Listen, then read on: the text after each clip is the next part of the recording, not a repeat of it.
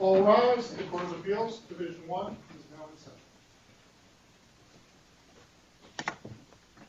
Good morning. Please be seated.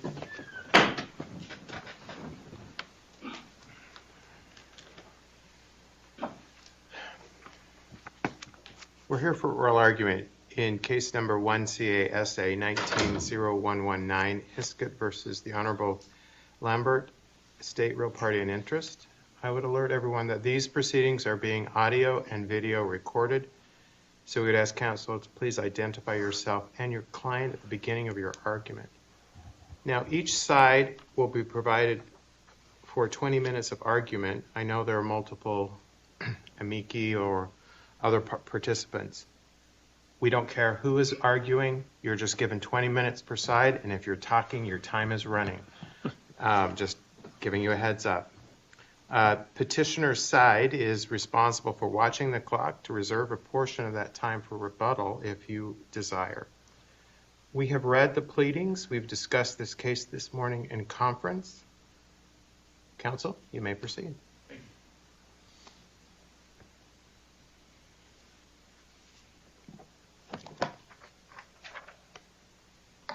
May it please the court. My name is Jared Keenan. I'm with the ACLU of Arizona. With me is co-counsel Michael Wozniak with Aspen, Watkins, and Diesel. And we represent petitioner Robert HISKETT in this matter, who is also present in the court. This case implicates important constitutional and statutory protections, the purpose of which are to serve to vindicate the presumption of innocence when one is accused of a crime, protect the fundamental rights to privacy and to pretrial liberty, and to guarantee equal treatment for rich and poor alike. This court should join the chorus of courts around the country who have finally begun to take seriously the rights of pretrial defendants and to uphold this presumption of innocence. Although the Attorney General, as amici, agrees that 133967E1 does not allow courts to impose the cost of pretrial electronic monitoring on the accused, that concession does not end the analysis of the issues raised either by Mr. HISKETT in the trial court, nor the questions posed by this court in its June 7th order. First, 133967E1 is facially unconstitutional because it does not allow judges to make individualized determinations about whether electronic monitoring is the least restrictive and necessary condition of release in any particular case. In fact, the statute explicitly forbids judges from complying with their constitutional duties under the 4th, 8th, and 14th Amendments to make these individualized determinations. Similar to the state's argument in Simpson 2, the Attorney General here is confusing the constitutionality of pretrial electronic monitoring in specific cases with the requirement that it be imposed in all cases. Let me ask you, is your position that the electronic monitoring can be accompanied by a fee paid by the defendant in any case? Yes, there could be some cases where electronic monitoring or that a fee could be imposed on a pretrial defendant to offset the cost of that monitoring, not under 133967, because there you would need explicit authorization. But generally speaking, outside of that statute, should a court determine that some sort of release with electronic monitoring was the least restrictive release condition in a particular case, they may be able to offset those costs with some sort of fee. But give me an example of how they would do that in a way that you would consider constitutional. It would be similar to the way that judges should be imposing bail. They should be inquiring about the ability to pay of each individual defendant before imposing any kind of financial burden on them. This would be in line with Bearden and its progeny, right? You can't impose a fee on someone that could potentially lead to incarceration unless the court considers that person's ability to pay. So that's why I say it may be possible, but the court would have to do some significant inquiry into the appropriateness of that cost. Well, the difference is, of course, when you impose an appearance bond, you get that back if you appear.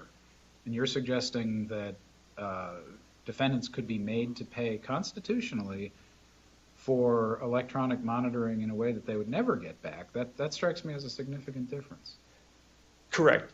I suppose the difference is this. If the alternative is precisely what respondent judge did in this case, which is to impose a bail amount that is clearly unaffordable for a particular defendant, the less restrictive alternative would be electronic monitoring. Now, we would prefer that those costs not be assessed until after the trial, if at all. But similar to any other sort of fee imposed on a defendant, right?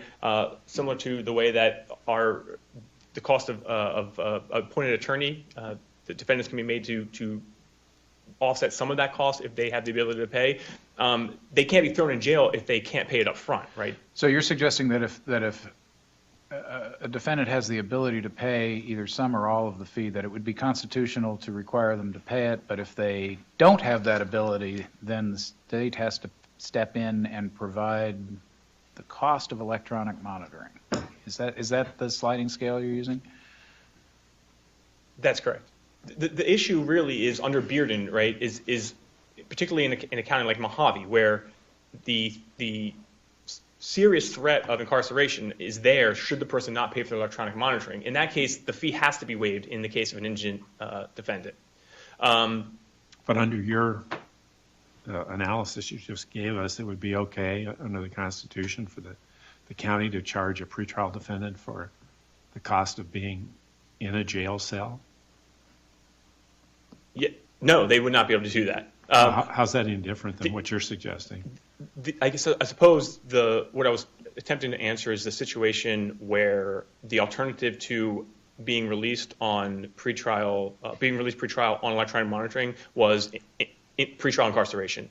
And in that case, if pretrial electronic monitoring with a fee was less onerous than pretrial incarceration on a bond that one could not afford, that could be constitutional.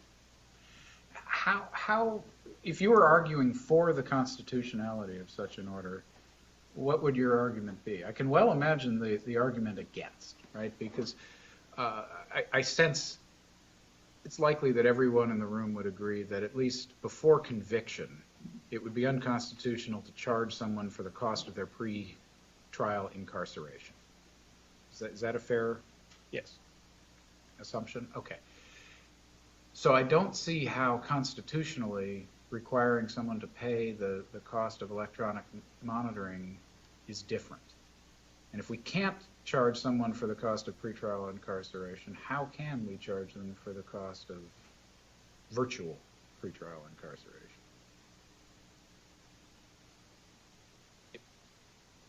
I mean, in other words, I can see why you might prefer, I think that was your word, you might prefer one system over another, but I don't see how the system you're suggesting would be constitutional. I suppose the only way perhaps it could be constitutional, Your Honor, I would envision a scenario where a defendant a bond is imposed, that defendant cannot afford that bond, and they're therefore detained pretrial. That person or that person's attorney files a motion with the court to revise release conditions and suggests to the court that they would go on electronic monitoring and they'd be able to pay it for it themselves. In that situation, I think that might be slightly different because they're offering a... So it's a negotiation. You're saying that they're waiving a constitutional right as a result of negotiation in that case. I wouldn't go so far as to say that they're waiving a constitutional right, more that they are proposing a way to... they're proposing a way to a less restrictive means of pretrial release conditions. Well, it's less restrictive, but it could also be unconstitutional. Correct. If it involves a charge. You're saying once that offer is made by the defendant, it becomes constitutional because now it's a voluntary payment? No, not necessarily. Okay. But to be perfectly honest with you, in this case, we're not even there. In this case, right, Mr. HISKETT had no say in whether electronic monitoring was ordered. And in fact, neither did the court. The court had to impose it pursuant to 133967E1, which is why that statute is unconstitutional, because it requires it in all cases, no matter what a judge may find is the least restrictive release condition in a particular case. So if the legislature changed that statute and said all costs shall be borne by the defendant, I think that you Case would then run closed? into all the constitutional problems that you're raising.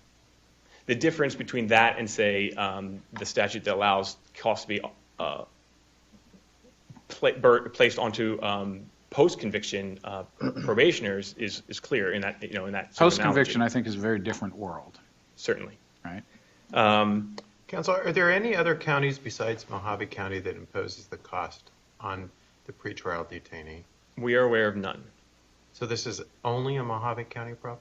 I can't say that either. The counties that we've reached out to were told that when the when pretrial electronic monitoring is imposed, that the county is covering that cost.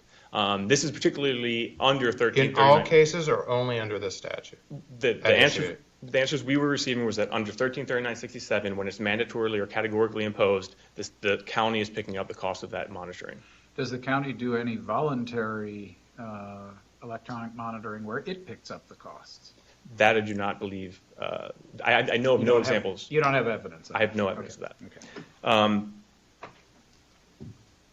That being said, every county is currently imposing electronic monitoring categorically under 1339-67 based solely on the charge that someone is accused of. That does happen throughout the state. Is there any county that's taking the position that electronic monitoring is not available strictly for financial reasons? I believe there are. Mojave County seems to be taking that position, although it's sort of unclear. The respondent judge in this case seemed to agree that the electronic monitoring was not available based on the cost of it. What was the evidence in the record below to support that conclusion? I don't believe there is any evidence other than just the statements that respondent judge made at the hearing that led to the $100,000 bond order. He just made statements about the fact that smaller counties like Mojave would have a difficult time paying for the cost of electronic monitoring, whereas larger counties like Maricopa or Pima might not. Do you think that the judge's opinion in that regard is sufficient to support a finding that electronic monitoring is not available in Mojave County? No, I think because it's a legislative mandate to judges to impose it, I think that would be more of a county board decision that they don't have the funds to pay for electronic monitoring in these cases. So in your view, would that require the state to come forward with evidence to show the court that for financial reasons, the monitoring is not available? Yes. Similarly, the detention order, the $100,000 detention order that was imposed in this case required the state to come forward with evidence to justify pretrial detention of Mr. HISKETT, and no such evidence was presented at all. Other than the judge's apprehension that he didn't believe the community would be safe unless he knew where the defendant was at all times. That's correct. But that conclusion by the respondent judge, I think pretty clearly in the transcript, was based solely on the fact of the charge against Mr. HISKETT and not about any specific facts related to him that suggested that either he was posed an unmanageable flight risk or a danger to the community. And certainly not a danger to the community that couldn't be alleviated through some other less restrictive means. In fact, the judge even discussed this court's solution in two previous cases, Brown and Martinez, that suggested the court might be able to recoup the costs of electronic monitoring post-conviction, but couldn't charge the defendant pre-trial, and rejected that out of hand as absurd based on the fact that, based on his belief that any defendant that wasn't able to pay for it up front certainly wouldn't be able to pay for it on the back end. So it seems clear that there simply wasn't the evidence presented at all to justify either the $100,000 bond as a alternative to OR release with electronic monitoring. What are the practical consequences to your client on the position you're advancing today? Your position on the availability of an order imposing fees is more nuanced than I expected, frankly. So I'm trying to determine what result you're actually looking for today. I think the main concern of Mr. HISKETT, right, is that without this court addressing the broader issues that he raised in his at the trial court, and that sort of you get at with the questions you pose in your order, is without guidance, right, without an explicit order from this court telling lower courts that they need to consider one's ability to pay before they impose any release condition, particularly a bail amount that they know one cannot afford. Without that being explicit, respondent judge could presumably go through this sort of process again and order Mr. Hiskett to jail if this court were to say that electronic monitor is either not available in counties that can't afford it, or that they can't charge defendants for it. Right. So I may be missing something, but it sounds like your client is taking a risky position here. Right. In some ways, yes. Your Honor. Even if you win this special action, it could have unintended consequences for your client. Well, that's only true if one accepts that you can impose a bail amount that is more harsh than OR with electronic monitoring. We contend Well, if OR with electronic monitoring is still beyond the defendant's means, it sounds like one possible consequence of your position is that a defendant could be effectively left with no option but incarceration, which I'm sure isn't what you would prefer. No. Constitutionally, I don't think that there's any way to justify incarcerating someone like Mr. Hiskett pre-trial who has not violated any previous release condition simply because the court finds, or either this court or the county finds that electronic monitoring is not available in his case or in the county at all. The question becomes, what's a equivalent, no more restrictive means of ensuring his appearance and the safety of the community, right? Clearly, $100,000 bond is excessive to allay those fears. In Mr. Hiskett's case, given what was presented to the respondent judge, we would argue that a simple OR release with potentially check-ins with pretrial services would have been enough to alleviate those fears because the state presented no evidence to suggest that Mr. Hiskett either posed a threat of flight that was unmanageable, or pose an actual threat to the community or to a specific person. I mean, you read the statute to say that? You read the statute to say that OR without electronic monitoring is a possibility just because the county says $400 is too rich for us? No, I guess that ties in additional constitutional guarantees, right? So under the 8th Amendment and the 14th Amendment and due process principles generally, any release condition has to be the least restrictive, and that would entail if the court is going to impose some sort of money bail, right? You can't hold someone in detention simply because they can't afford to pay that. And I know our time is running out, and one more question. Do you read the statute as allowing a court, let's assume that it had a very flush evidentiary record showing that the county fisc was absolutely in dire straits and there was no money available for this. Do you read the statute as saying that finding would equate to a finding of unavailability? Or do you believe that unavailability simply means the actual availability of the service at any cost? In Hague v. Steinle, it seems like the court was suggesting that the former, what you proposed initially, that if the county is unable to pay for the cost of electronic monitoring, then it would be unavailable. That being said, even if, in this case, the county is still on the hook to pay the cost of incarcerating Mr. Hiskett, which is a much higher cost than the cost of electronic monitoring. So I don't think they really get that far with that argument in this case. And with that, I'd like to reserve my time. All right, thank you, counsel.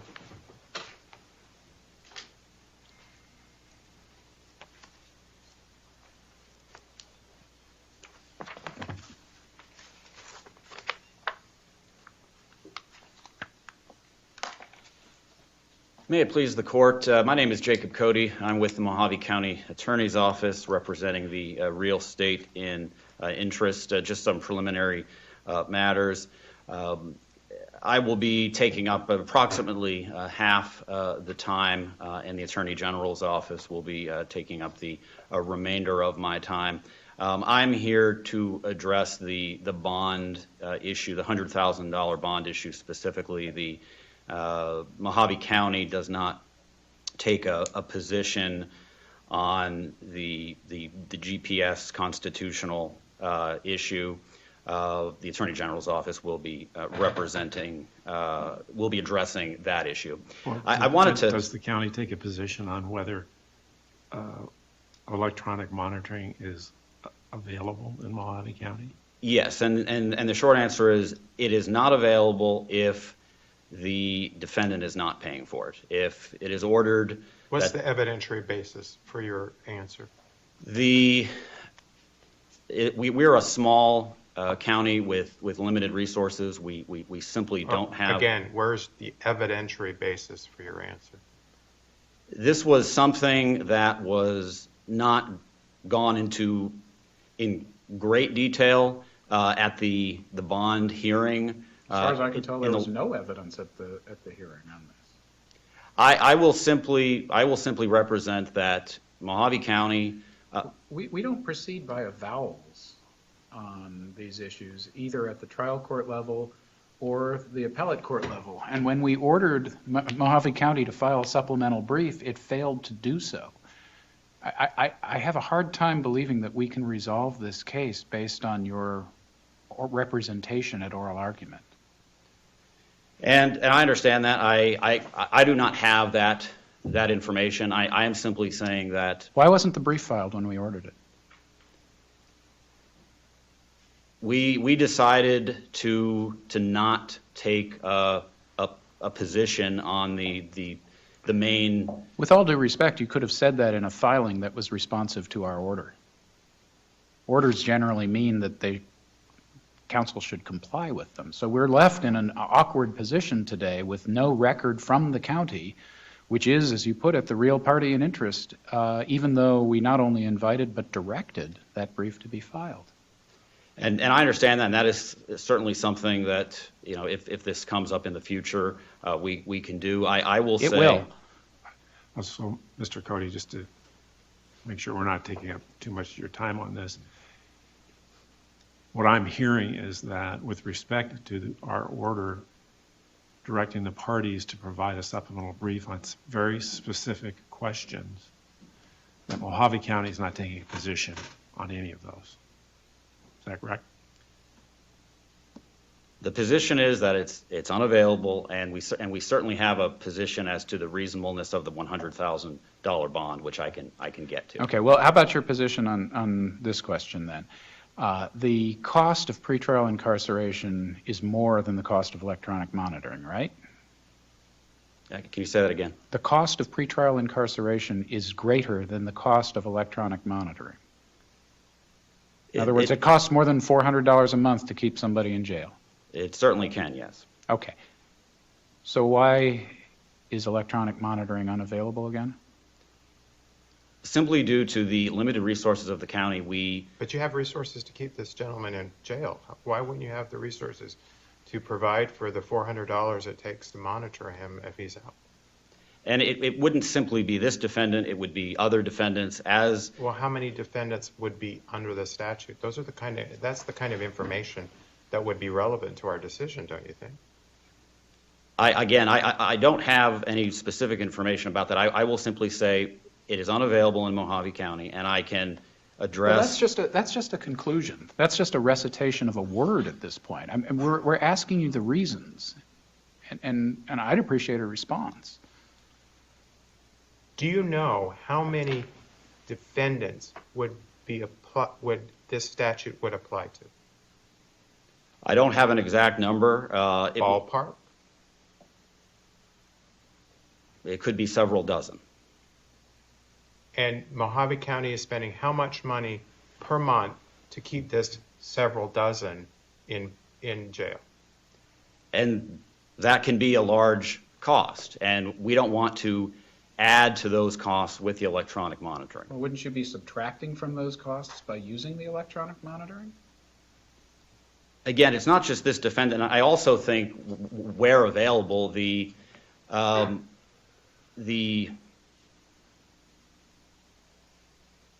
county does not have to. If the county says we're not going to spend the money, then it's not available in the county. If the legislature says that something needs to be paid for, does that impact your statement at all? Well, it says that this is mandatory if it is available. Well, okay, are you saying that availability is the result of a policy decision by the county not to pay for electronic monitoring, or is it a result of the lack of resources? Well, it's a combination. It's a policy, and it's based on lack of. So you have a resource. few resources, but you decide to spend more money on one option than another. That means the other option is unavailable. We've decided that if a defendant is not required to pay the electronic monitoring cost, then it is not Who has available. decided that? That's what is the evidentiary basis for your answer? We don't have a county manager that's testified to this. We don't have anything, minutes from the Board of Supervisors that has directed us that this is their decision. All we have is the representation from a deputy county attorney that this is Mojave County's decision. And yet we have no decision in the record. And yes, it would certainly be ideal if there had been more of a discussion, and if I had more to provide the court. I do not have any more information on that regard to provide the court at this time, but I would like to address the $100,000 bond issue. The judge in this case used the statutory bond factors to arrive at the decision. He had the discretion to do that. He did not abuse his discretion. I think if you look at the transcript of that hearing. Is one of the factors under that analysis the defendant's ability to pay?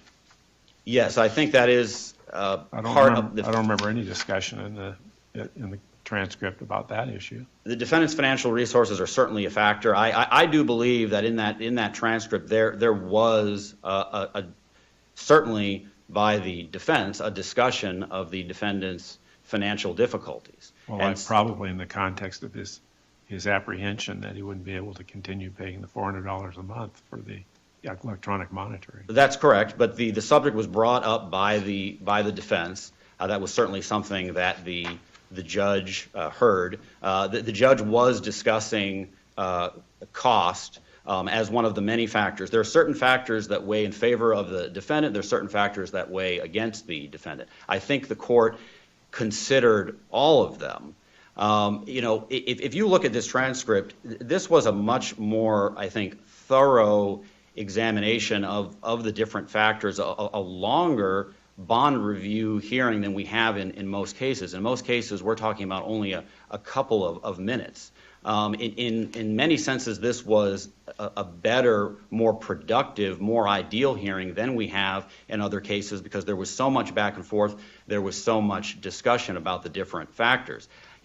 Again, the state was not requesting that specific number, the 100,000. I think that if any of you had been the judge, maybe you would not have arrived at that exact number, but that's not the standard. The judge used his discretion when he calculated everything, and he didn't abuse his discretion doing so. The judge was well aware of the factors in the defendant's favor, such as family ties, such as lack of criminal history. This may have been a much higher bond if those factors hadn't been considered by the judge, and there's certainly other cases where higher bonds have been imposed. But looking at ability to pay, the judge knew that the practical consequence of a $100,000 bond would be incarceration.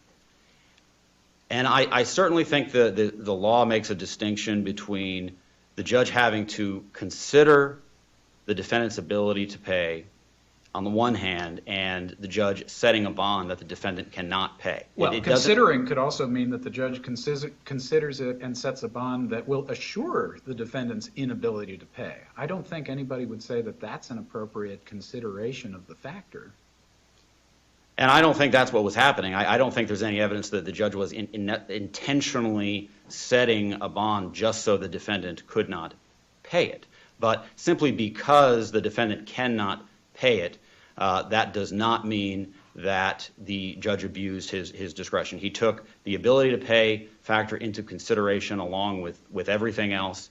He arrived at his decision. I don't think that should be disturbed. We are used to, I think, clearly the trend, and it's admirable, over the years, the trend has been moving away from no bond holds, moving away from very high bonds, more towards, own recognizance, and that's a fine trend, but anything can be taken to an extreme. And I think if in a serious case such as this, when a judge considers all the factors, if he decides to use his discretion to impose a $100,000 bond, for that to be set aside simply because, you might come up with a different number yourself, I think that would be taking this trend too far. That's what's being argued here. I don't think that's what's at issue here.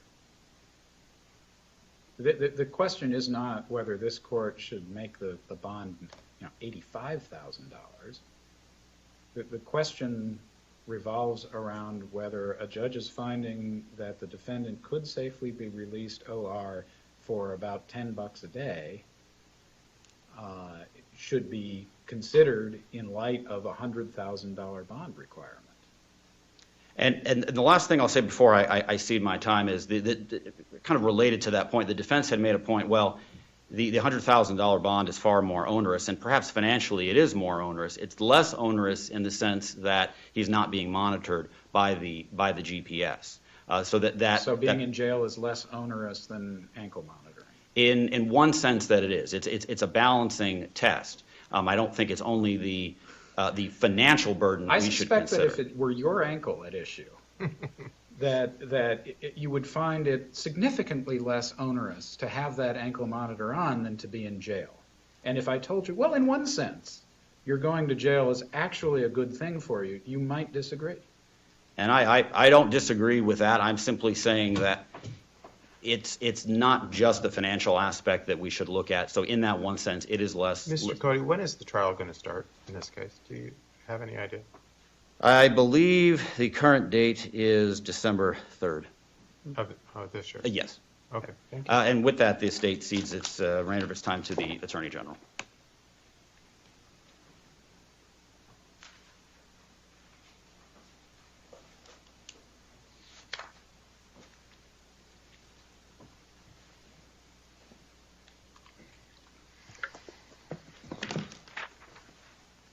May it please the court, I am Anthony Napolitano for amicus curiae, the Arizona Attorney General.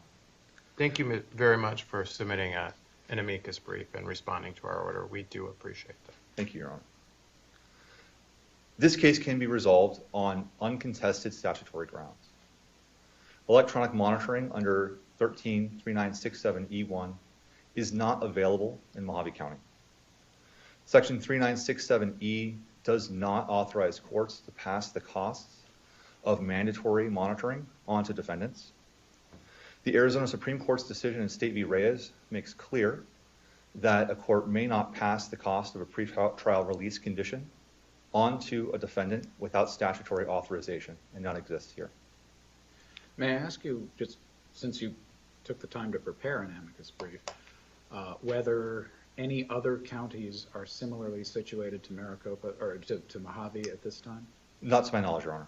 Okay, so we're going to say that electronic monitoring is unavailable for financial reasons only in Mojave County. Is that correct? Yes, Your Honor.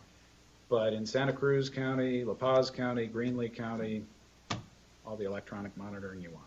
That is my understanding, yes, Your Honor. Okay. Well, Thank you. what basis is there to determine that it's unavailable for financial reasons? Your Honor, I would have to defer to Mojave County, whom I do not represent in this matter, for that. Did you see anything? I'm assuming as an amicus, you reviewed the record, and did you see anything in this record that would indicate to us that there is no financial basis or there is a financial basis for this decision? No, Your Honor, I did not see anything like that. I will note that. Can you try to square for us the apparent inconsistency between a high cost of pretrial incarceration versus a lower cost of electronic monitoring, and tell us why in any county facing that distinction in costs, electronic monitoring would be unavailable for financial reasons? Your Honor, I believe that the holding in Hogg v. Steinle was that, in part, the legislative history supports no additional incurred costs. And so I believe that regarding GPS monitoring or Well, I guess if you take the defendant out of the cell, you should realize a savings, right? That seems to make sense, Your Honor, although I think that there is another middle ground that has not been addressed, where monitoring under E1 is not available. That does not end the inquiry as to the potential terms of any release for a defendant, meaning that 133967D allows for the setting of bail and for own recognizance release. So it may be that the county would prefer to, and I, again, cannot speak for them, but they may prefer to allow defendants to go off on own recognizance release without any cost to the defendant or bail being paid, rather than pay to have them monitored, which would be a cost positive step for the county should they make that financial decision. Okay, and that's a fair point, but I guess what we're really coming down here is the question of what does unavailable mean within the context of the statute? If it has two components, both practical availability and financial availability, then if we're going to look at financial availability, wouldn't we have to compare that to the costs of other means of dealing with defendant pretrial? While that decision seems to make sense, Your Honor, I believe that that's a political question for the Mojave County Board. So if it's a political question, then every Board of Supervisors has the ability to simply declare monitoring unavailable at any moment, in your view? It would seem that that would be the case. And Where does the statute say that? The statute speaks about what is unavailable. It doesn't speak about a political question or commit anything to the discretion of a board. So where are we getting that statutory interpretation? from this court's decision in Hogg v. Styling, which looked at the minutes of the House Appropriations Committee, and their distinction that the where available language was specifically added to allow for a financial reality that some counties do not have monitoring or do not pay for monitoring. And so counties in which it is not available would not have an additional incurred cost. Well, but I think that's the basis of the questioning is, if that's the case, don't you have to look at whether in fact it's going to cost Mojave County more than $400 a day if you don't have the electronic monitoring available? Your Honor, to my understanding, it would not cost them $400 a day to release a defendant on his own recognizance. But it would cost more than that, $400 a month. It would cost more than that to keep the defendant in jail, right? So we have a spectrum from free to $400 a month to more than $400 a month. Yes, Your Honor, and that also involves the court's ability under subsection D to assess other factors, make an individualized determination, which could lead to a bail being posted or to, as Petitioner's Counsel suggests, having, after an individualized determination, the defendant pay part of the cost. Any of those would be cheaper than either county-imposed and paid-for monitoring or placing the defendant in jail. And those would all be options where it is not available. And those are all legitimate things that I think a lawmaker or a supervisor could discuss and consider when formulating policy. But I don't see any of them encompassed in the question presented by the legislature. And that question is it available? Yes or no? Not, should it be? Do you want it to be? What policy considerations would you place on a spectrum? But just a binary question, is it available?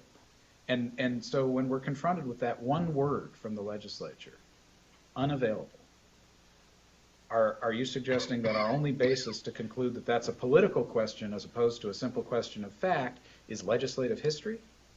That is all that the record or the current precedent of this court has. One tends to recall Justice Scalia's advice that legislative history was not a legitimate means of statutory interpretation. Would you agree with that or disagree?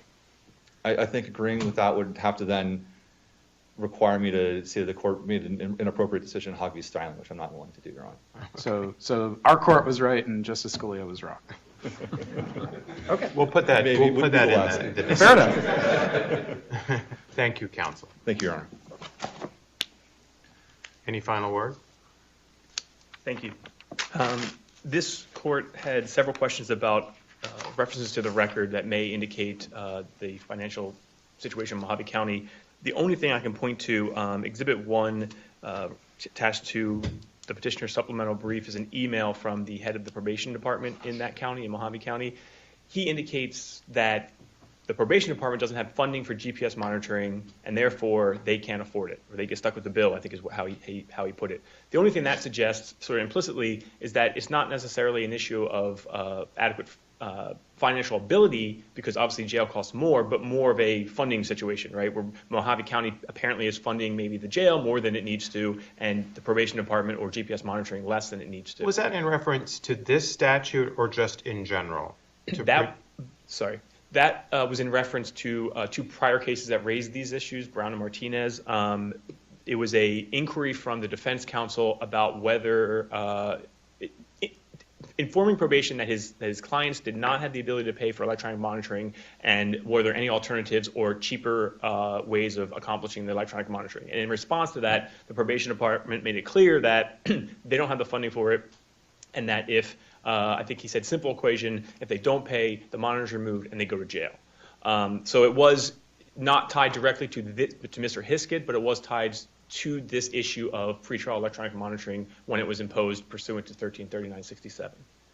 I want to clarify also, we obviously think that there are much larger constitutional issues that need to be resolved by this court in this case, but related to Mr. Hiskett, we think a perfect outcome would be public funds paying for his electronic monitoring.